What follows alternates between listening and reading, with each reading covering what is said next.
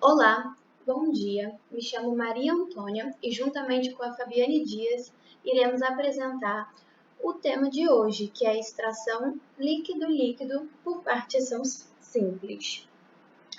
Bom, como o próprio nome já fala, a técnica é uma extração de um soluto em uma solução. E uma principal aplicação é a separação de compostos orgânicos presentes em células vegetais e animais, onde o seu maior componente em quantidade é a água. A técnica consiste em separar um soluto por sua alta solubilidade no solvente em que será extraído, comparado à sua solubilidade no solvente que estava antes da extração. O que acontece? A gente vai ter uma solução, seja a solução da célula em que a gente deseja retirar esse composto, e a gente vai passar esse soluto de interesse, esse composto orgânico, para uma outra solução. Essa outra solução, chamada solução orgânica, na maioria das vezes, o soluto vai ser bem mais solúvel nesta solução orgânica do que na anterior. Só assim que a gente consegue fazer a separação e a extração da molécula de interesse. Dessa forma, é preciso que os solventes tenham características químicas específicas para o desempenho, que o desempenho seja o melhor possível, Portanto, eles precisam ser imissíveis entre si para a formação das duas camadas, uma aquosa e a outra orgânica. Eles precisam ter densidades diferentes e conhecidas, a fim de saber a localização da fase orgânica e da fase aquosa, A que for mais densa ficará na parte inferior do filtro de separação e a menos densa, ela ficará na parte superior do filtro de separação. Além disso, também precisa de saber, se o soluto a ser extraído vai ser bem mais solúvel no solvente orgânico que no aquoso. De forma ligeira, eu expliquei como a separação funciona para que a gente possa entender a importância dos conceitos abordados nas aulas anteriores. Os conceitos de solubilidade, interações intermoleculares, água de hidratação e miscibilidade dos solventes. Como é importante o saber dessas interações, para que a gente entenda melhor essa técnica de extração líquido-líquido, uma vez que ela se baseia completamente na interação do solvente com a fase aquosa e por sua posterior interação com a fase orgânica. Então, é através das interações intermoleculares que eles se solubilizam e é extraído, E também tem o papel da densidade dos solventes que tem uma suma importância na hora de identificar a separação das fases, porque nem sempre elas terão coloração diferente. Bom, seguindo o nosso conteúdo, a gente tem o coeficiente de distribuição, que é representado pela letra K maiúscula, e também conhecido como coeficiente de partição. Ele representa uma constante a qual correlaciona o equilíbrio alcançado pelas duas fases do solvente, respeitando a concentração de cada fase desse soluto. Então, cada soluto ele vai ter o seu coeficiente de partição constante a depender da natureza do seu solvente, do qual ele está sendo diluído. A gente tem uma fórmula básica que se representa pela K maiúscula, é igual à concentração do soluto no solvente 2 sobre a concentração do soluto no solvente 1. Normalmente, o solvente 1 é a água e o solvente 2 é o solvente orgânico, E é importante a gente dizer, que a extração, a partir desse coeficiente de partição, a gente observa, que valores grandes de coeficiente de partição são quando as etapas são feitas, quando a extração é feita em uma única etapa. E o rendimento ele é inferior quando a gente tem uma partição dessa separação, quando a gente faz em várias partes, a gente divide o nosso conteúdo e vai fazendo a extração em 2 vezes, em 3 vezes, a gente acaba tendo um rendimento melhor do que fazer em uma única vez. Bom, agora a Fabiane vai dar continuidade à apresentação Sobre os materiais e equipamentos, os principais que podem ser mencionados são funil de separação, anel de ferro, suporte universal, pedaços de tubo de borracha. Funil de separação é utilizado para realizar extrações com quantidade de material que variam, no caso, de médias a grande quantidade. Para encher o funil de separação, deverá apoiá-lo em um anel de ferro conectado a um suporte universal, como podem observar nessa figura aí ao lado. Os pedaços de tubo de borracha geralmente são conectados para amortecer o funil, pois podem se chocar e o funil, como é um equipamento frágil, é fácil de quebrar. Dando continuidade, falando um pouco sobre o procedimento, na extração líquido-líquido, é importante ressaltar, O experimento que de hoje pode ser é a em partição. macro escala e em microescala. Porém, o objetivo deste trabalho é apresentar em macro escala. Antes de reproduzir este vídeo, eu vou explicar detalhadamente o procedimento para que possam visualizar melhor ao ver o vídeo. O principal componente deste o principal componente deste procedimento é o funil de separação. E primeiramente, é importante fechar a torneira ao começar a extração. Aí dessa maneira, com o auxílio de um funil de pó que é colocado na parte superior do funil de separação, encha o tubo com a solução a ser extraída e com o solvente de extração. Com isso, ao segurar pelo pescoço, agite delicadamente o funil e logo tape-o. Dando continuidade, pega o funil com as duas mãos e segure-o firmemente à tampa, pois os dois líquidos immiscíveis vão gerar pressão quando se misturarem, sendo que esta pressão pode forçar a tampa para baixo, pode forçar a tampa para fora do funil de separação, e para eliminar essa pressão, é interessante virar o funil de cabeça para baixo, segurando também firmemente a tampa e, no caso, abrir lentamente a torneira. Geralmente, ao fazer este processo, será possível ouvir o ruído da saída dos vapores pela abertura. Sendo assim, deverá permanecer agitando e liberando esses vapores até que o ruído não seja mais ouvido. Continue, então, agitando delicadamente por cerca de 1 minuto. Isso pode ser feito com o funil invertido, balançando repetidamente. E, além disso, se quiser fazer este processo em menos tempo, poderá balançar com mais força, desde que não ocorra a formação de emulsão, que a emulsão é um problema que será explicado posteriormente com mais detalhes.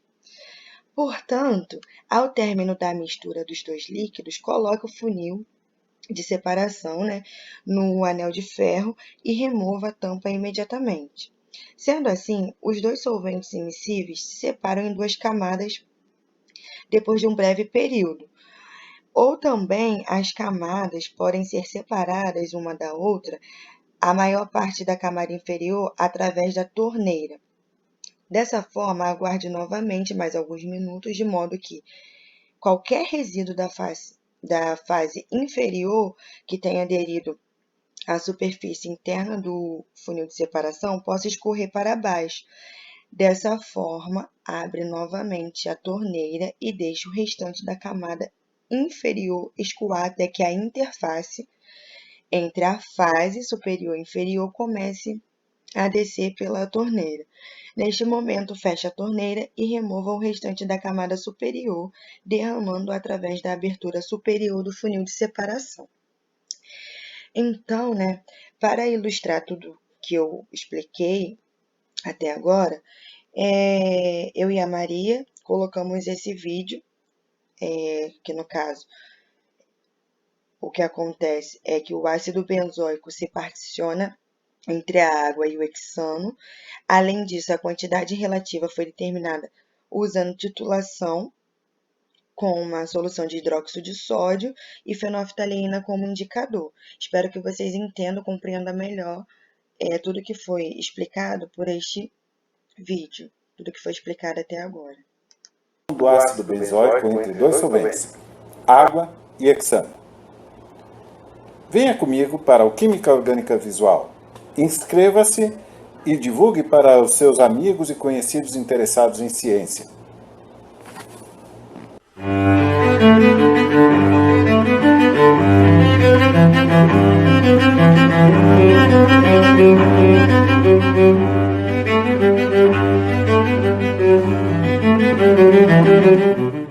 No laboratório de química orgânica, usamos solventes para quase todos os procedimentos. E entender a solubilidade dos compostos orgânicos é fundamental. Alguns solventes, como o etanol e acetona, são miscíveis em água, e outros, como o hexano, éter etílico e diclorometano, são immiscíveis. Veja a tabela para algumas propriedades desses solventes. Nesse experimento, vamos determinar a solubilidade relativa do ácido benzoico em hexano e água. Para o experimento, vamos usar ácido benzoico, uma solução de hidróxido de sódio, fenolftaleína, água, hexano e algumas pedrarias, como um funil de separação, frascos Erlenmeyer, bureta, pipeta volumétrica e proveta. Pesei cerca de 0,1 grama de ácido benzoico e adicionei 25 ml de hexano e 25 ml de água em um Erlenmeyer. O ácido benzoico se dissolve e se distribui entre as fases. A fase de cima é a fase do hexano, ou fase orgânica, e a fase de baixo é a fase aquosa. Se estabelece um equilíbrio de partição das moléculas de ácido benzoico entre as duas fases.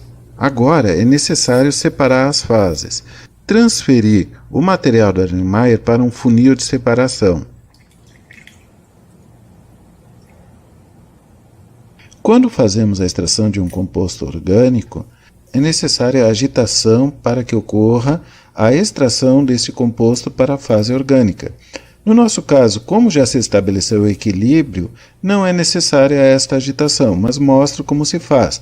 Com uma mão se prende firmemente a tampa e com a outra eu controlo a torneira, abrindo de vez em quando para evitar um acúmulo de pressão interna.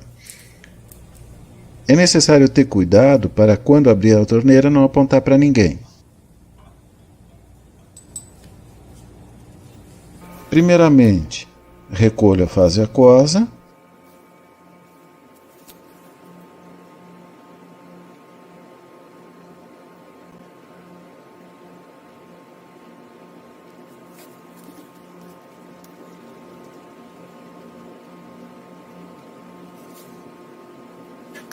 E a região intermediária entre a fase aquosa e a fase orgânica eu vou desprezar para evitar a contaminação entre as fases. Depois, recolho a fase orgânica para outro Erlenmeyer.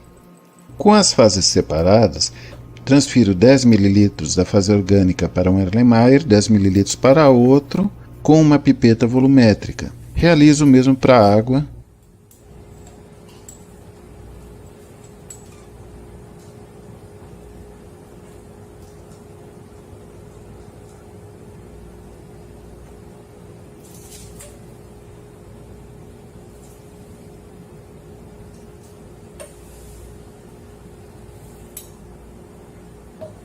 Agora vamos passar para a titulação. O ácido benzoico é um ácido moderado, com pKa 4,22. Ele reage com bases fortes, formando sais de forma quantitativa. Um ácido benzoico reage com hidróxido de sódio, formando o benzoato de sódio na solução aquosa. O indicador utilizado foi a fenolftaleína, que tem um ponto de viragem em torno de 9. Em solução ácida, ela é incolor, e em pH acima de 9 é rosa. Então, a primeira gota de base que deixa a solução rosa é o ponto de viragem. Para a solução aquosa, foram necessários 9,26 ml de base para neutralizar o ácido. E para a fase do hexano foram necessárias 21,32 ml de base para neutralizar o ácido benzoico presente. A razão entre os volumes de base usados para a titulação das duas fases permite determinar que o ácido benzoico é 2,3 vezes mais solúvel no hexano do que na água. Podemos relacionar este resultado com a estrutura da molécula. O ácido benzoico tem uma parte que é hidrofóbica, que é o anel aromático, e uma parte hidrofílica. Em hexano, o ácido benzoico forma um dímero, em que os grupos COH interagem entre si. O ácido benzoico é utilizado na síntese de outras moléculas, na formulação de medicamentos ou na forma de sal, como benzoato de sódio, em geleias e outros alimentos pelas suas atividades antimicrobianas. Muito obrigado, e esse foi o último vídeo deste ano. Ano que vem retornamos com mais. No caso, algumas imagens que ele coloca no vídeo não dá para ver muito, cortou. Mas vamos disponibilizar o link do vídeo para que vocês possam estar assistindo novamente.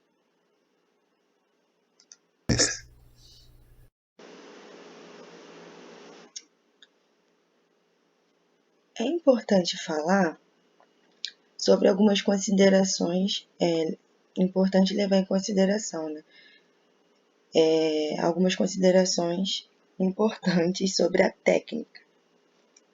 Para minimizar a contaminação das duas camadas, a camada inferior sempre deverá ser drenada a partir do fundo do funil e a camada superior deverá ser despejada pela parte superior do funil. O procedimento comum em macroescala requer o uso do funil de separação de 125 ml ou de 250 ml. Um erro comum é tentar esvaziar o funil de separação sem remover a tampa superior. Nessas circunstâncias, o líquido no funil não escoará porque se forma um vácuo parcial no espaço acima do líquido.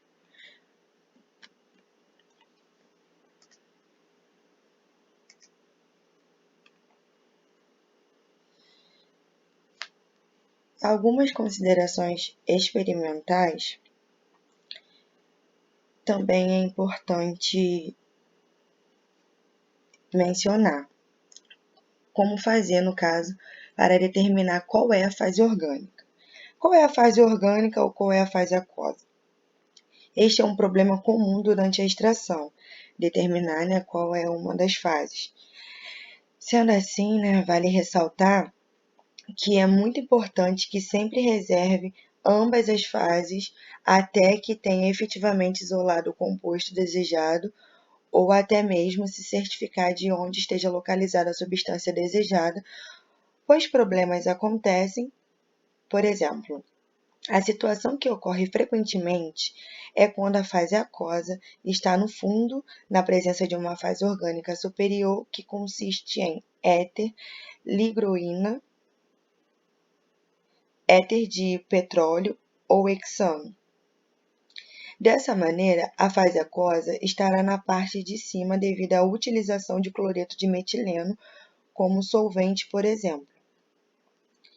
Portanto, o que ocorre bastante no laboratório é que a fase em sua posição real está invertida, devido à utilização de elevadas concentrações de ácido sulfúrico ou cloreto de sódio, por exemplo. Essas substâncias dissolvidas aumentam muito a densidade da fase aquosa, fazendo com que ela seja encontrada no fundo, mesmo coexistindo uma fase orgânica densa, como o cloreto de metileno.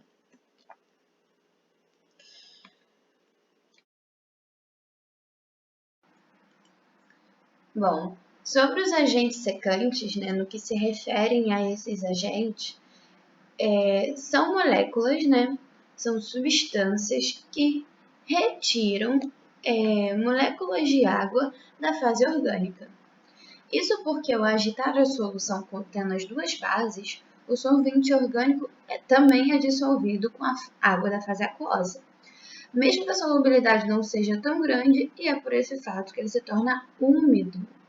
Assim, o uso desses agentes é útil à purificação da fase orgânica.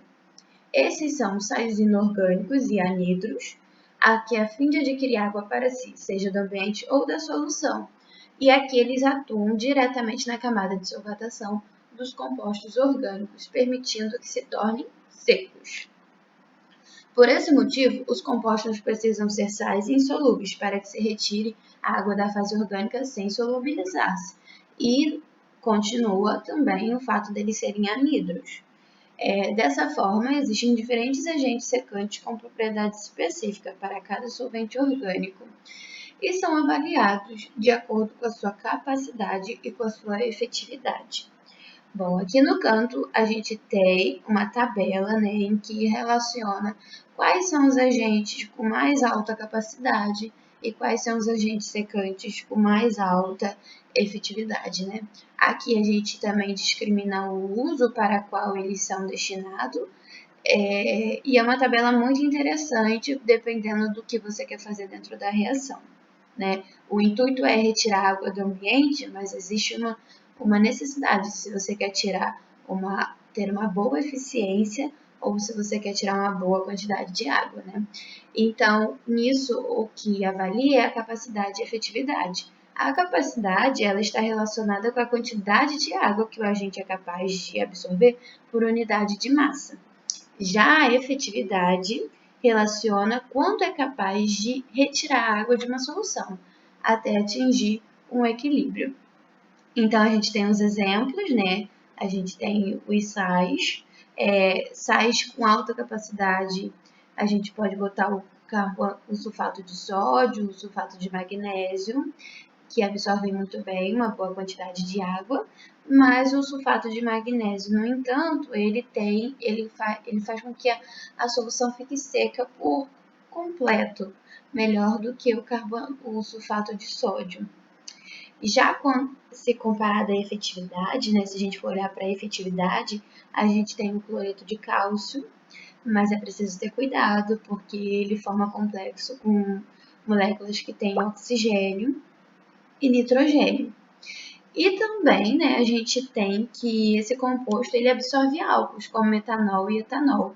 Isso é interessante quando esses dois compostos, né, esses dois álcools, eles são considerados impurezas e você quer retirá-los da solução juntamente com a água. Já o carbonato de potássio, que está aqui, ó, ele tem uma efetividade média, ele é discriminado, né, ele é usado para o uso de aminas, ésteres, bases e cetonas. E por último, a gente tem o sulfato de cálcio, que seca uma solução completamente, porém ele tem uma baixa capacidade. As considerações experimentais, que é o procedimento de secagem em macroescala. No caso, o procedimento. Como a Maria explicou a teoria, eu vou explicar o procedimento passo a passo. O primeiro passo é a remoção da água visível. O segundo passo é a adição de agente secante. O terceiro é o período de secagem. O quarto passo é a remoção de líquido do agente secante. Na primeira etapa, antes de tentar secar uma fase orgânica, será necessário verificar atentamente quanto à existência de sinais de água, pois se tiver uma camada de água separada, gotas ou glóbulo de água ou gotículas de água presas nas laterais do recipiente, flutuando sobre a fase orgânica, deverá transferir a fase orgânica para o Erlenmeyer limpo e seco antes de adicionar qualquer agente secante, ou poderá usar uma pipeta de Pasteur seca para fazer a transferência. Na segunda etapa, cada vez que um procedimento de secagem é efetuado, é necessário determinar quanto do agente secante está sendo adicionado. Isso vai depender da quantidade de volume total da fase orgânica e da quantidade de água dissolvida no solvente. Solventes apolares orgânicos podem dissolver quantidade de água relativamente pequena e exigem menos agente secante, no caso, uma menos quantidade de agente secante. Sendo assim, Já o solvente, no caso também mais polar, pode dissolver mais a água, exigindo mais agentes secantes. É importante adicionar o agente secante em pequenas porções também, vale mencionar isso. Para este procedimento, será necessário o uso de microespátulas, como vocês podem ver na imagem aqui. Para adicionar o agente secante, pode usar essas microespátulas e deverá fazer a pesagem para a primeira vez para saber quanto adicionar. Sendo assim, se qualquer porção do agente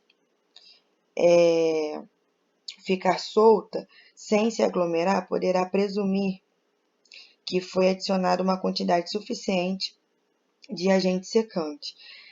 Ao contrário disso, deverá continuar adicionando porção do agente secante até que uma parte dele claramente deixe de se aglomerar. Além disso, deverá tomar certo cuidado para não adicionar muito agente secante, pois senão ele pode absorver todo o líquido. Na terceira etapa, coloque uma rolha ou uma tampa no recipiente, deixando a solução secar por cerca de 15 minutos e durante esse período de secagem, agitem a mistura ocasionalmente e, sendo assim, a mistura estará seca caso estiver límpida, sem estar, no caso, turva, podendo ser colorida ou incolor, mas não pode estar turva. Caso a solução continue turva, depois do tratamento com a primeira porção do agente secante, adicione mais agente secante e repita o procedimento de secagem. Na quarta etapa, quando a solução estiver seca, o agente secante deverá ser removido através da decantação. Sendo assim, transfira o líquido para o Erlenmeyer seco. Caso o líquido for menor de 10 ml, poderá contar com o auxílio da pipeta de Pasteur, seca também, ou com a pipeta com a ponta de filtro seca, para, no caso, remover a fase orgânica seca. Por fim, para isolar o material desejado, remova o solvente por meio de destilação ou evaporação. Vale ressaltar também que, se for utilizado um agente secante em pó, talvez vai precisar utilizar a filtração por gravidade. A Maria vai dar continuidade às outras explicações. Bom, as emulsões, né? Dentro da técnica de extração líquido-líquido por partição simples, em uma das etapas, se a gente não fizer com todo cuidado todas as etapas, a gente pode sim, no momento em que a gente faz a agitação do filtro de separação com os dois solventes, a gente pode formar emulsões. A gente não diria que isso seria um erro, mas é uma consequência de uma atitude errada ou de falta de cuidado e que atrapalharia muito a análise e a extração desse composto orgânico pelo químico orgânico, né? Então, segundo a literatura, suspensão coloidal de um líquido em outro é o que a gente conceitua como emulsão. A gente vê essas micropartículas, né, sendo formadas e ficando em suspensão. Aqui as micropartículas, né, e elas ficam em todo o líquido formando essa emulsão. Na mesma literatura que a gente usou como base para toda essa aula, toda essa explicação, a gente tem algumas atitudes que podem ser tomadas para caso ocorra uma emulsão na sua extração, você saiba como agir. A primeira delas é a paciência, né? Porque se a gente puder esperar um pouco mais de tempo, é possível que em repouso as duas fases, né, elas voltem a ser formada novamente, isso com o auxílio de uma haste ou uma espátula agitadora, fazendo bem devagarzinho, bem delicadamente. Uma segunda opção, né, é se um dos nossos solventes for a água, a gente pode adicionar uma solução aquosa saturada de cloreto de sódio, porque isso ajuda a destruir a emulsão, uma vez que a água vai migrar para a água da fase orgânica vai migrar, né, para a solução de sal concentrada. Uma outra opção muito bem-vinda também é que se o volume for inferior a 13 ml, né, essa mistura pode ser transferida para um tubo de centrifugação. Bom, a gente tem outras opções plausíveis. A gente pode também fazer uma filtração por gravidade, né, que pode auxiliar na destruição desse meio suspenso, dessa emulsão. E além do mais, a gente pode, se a gente estiver utilizando um funil de separação, que no caso da extração especificamente, a gente pode tentar mexer o funil para ajudar a quebrar a emulsão. Isso é agitar ele suavemente de um lado para o outro. E ficar bem atento, né? Se você sabe que aquele solvente, aquela mistura, aquela solução já formou uma vez uma emulsão, então que você fique atento nas próximas análises com o mesmo solvente ou solução para que isso não ocorra novamente. Bom, após explicar as principais características da técnica de extração líquido-líquido por partição simples, a gente finaliza trazendo um vídeo que mostra de forma prática como a gente pode desenvolver essa técnica para extrair a cafeína da erva mate. Espero que goste, que fique bem didático e que vocês entendam.